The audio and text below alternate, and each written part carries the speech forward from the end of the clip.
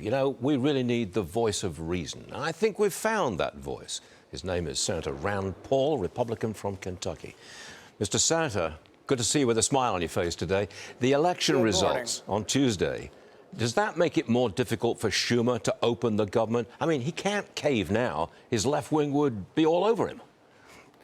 I'm not sure there's that much relationship between it. I think the idea that he may have a primary with AOC to his left in New York is part of this negotiation on his part.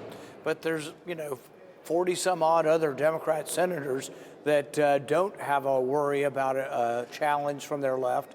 So I think that it could open up sooner than people think. I think that the agreement should include a discussion over the Obamacare subsidies. But we have to discuss what they are. Yeah. They just started 2 years ago, and a person making $100,000 a year gets $13,000 in subsidies. If you make $225,000 a year, you get $1,500 in subsidies. And what have premiums done? Ever since we've subsidized premiums, guess what? The curve on premiums has gotten steeper. They go up, up, up. So there is a Republican proposal, and my proposal doesn't cost a penny. We should change the ERISA law, it's a labor law, to allow Costco, Amazon, Sam's Club to sell insurance. And so if you become one of 10 million people that buy your insurance from Amazon, guess what? You have the leverage bigger than any corporation in America to drive your premiums down. If anybody gets sick in your small business, it's no longer me, a physician, and 4 employees. And if someone gets cancer, all of a sudden our rates go up. No, I would be getting my insurance through Amazon, and maybe there'd be 10 million people.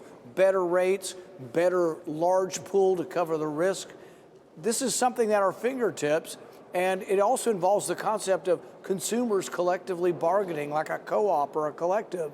I don't know why we can't agree to that immediately. It costs nothing, and it would drive prices down. I just can't see AOC having anything to do with Amazon and insurance, but that's just my side of the argument here. You might be right. I think I am. Tariffs. Well, they are hammering the farmers. Key agricultural supplies, they're getting more expensive. Now, I know you're not a fan of tariffs. Do you want to see them struck down by the Supreme Court?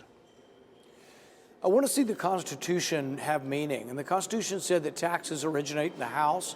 Tariffs are a tax, and anybody who tries to say tariffs are not a tax, just not serious people.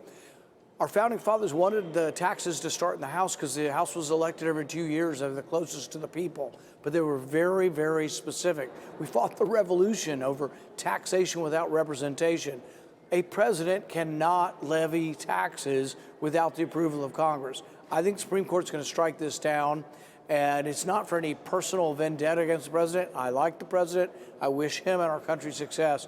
But we have to do things in an orderly, constitutional manner, or it can lead to chaos. Right now, the farmers are faced with chaos. There's a Farmageddon out there. It is looming, particularly if you happen to be in soybeans this year. The soybean crop is going to be largely lost. I'm starting to look at what is happening with deficiencies and people not able to make their payments among farmers, and I'm worried how deep this could get. Got it. Senator Rand Paul, indeed the voice of reason. Thanks very much for being with us this morning, sir. Always appreciate it. Yes, sir.